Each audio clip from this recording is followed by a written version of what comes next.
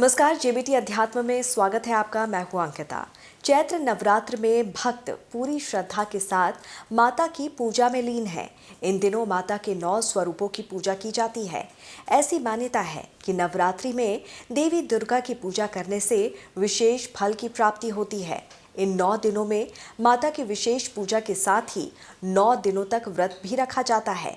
उसके पश्चात व्रत का पारण 9 कन्याओं को भोजन कराकर किया जाता है। तो आइए जानते हैं कन्या पूजा का शुभ मुहूर्त और क्या है महत्व। नवरात्रि की अष्टमी तिथि 29 मार्च को पड़ रही है।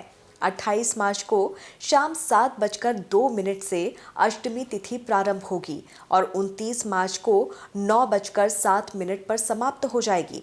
इसके बाद नवमी तिथि शुरू हो जाएगी। महानवमी 29 मार्च को रात 9:07 से 30 मार्च को रात 11:30 तक रहेगी। ऐसे में कन्या पूजन 30 मार्च को ही किया जाएगा। कई लोग अष्टमी और सप्तमी में भी कन्या पूजन करते हैं।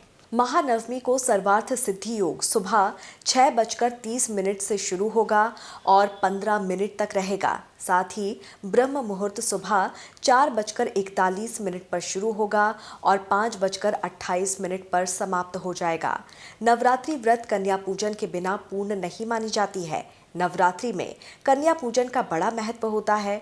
शुभ कार्यों का फल प्राप्त करने के लिए कन्या पूजन किया जाता है। इसके साथ ही विघ्न और शत्रुओं का नाश भी होता है। ऐसी मान्यता है कि नवरात्रि में मां भवानी इन छोटी कन्याओं के रूप में आशीर्वाद देने स्वयं आपके घर पर पधारती हैं। इसीलिए इन कन्याओं को आदर के साथ घर बुलाना चाहिए और बड़े प्यार से भोजन कराकर भेंट भी देना चाहिए।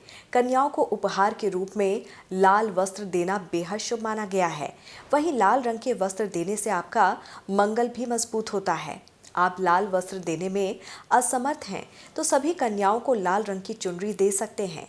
वहीं मीठे में सूजी या फिर आटे का हलवा माता को भोग लगाने के पश्चात कन्याओं को खिलाएं।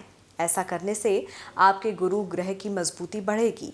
श्रृंगार सामग्री माता को अर्पित करने के बाद कन्याओं को जरूर देनी चाहिए। कहते हैं कि कन्याओं द्वारा ग्रहण की गई श्रृंगार सामग्री सीधे माता स्वीकार कर लेती हैं। नवरात्रि में सप्तमी तिथि से कन्या पूजन शुरू हो जाता है। इस दौरान लोग कुंवारी कन्याओं को घर पर बुलाकर उनकी आवभगत करते हैं। दुर्गा अष्टमी और नवमी के दिन कन्याओं को 9 देवी का रूप माना गया है। देवियों की तरह आदर सत्कार से इनको पूजा जाता है। महानवमी को कन्या पूजन के रूप में 9 कन्याओं को 9 देवियों के प्रतिबिंब के रूप में पूजा जाता है, जिनकी आयु 10 वर्ष से कम होनी चाहिए। कन्या पूजन में 9 कन्याओं के साथ ही एक बालक को भी शामिल किया जाता है, जिसे भैरव बाबा का रूप माना गया है। कन्या पूजन से मां भगवती प्रसन्न होती हैं और धन समृद्धि का आशीर्वाद प्रदान करती हैं। नमस्कार।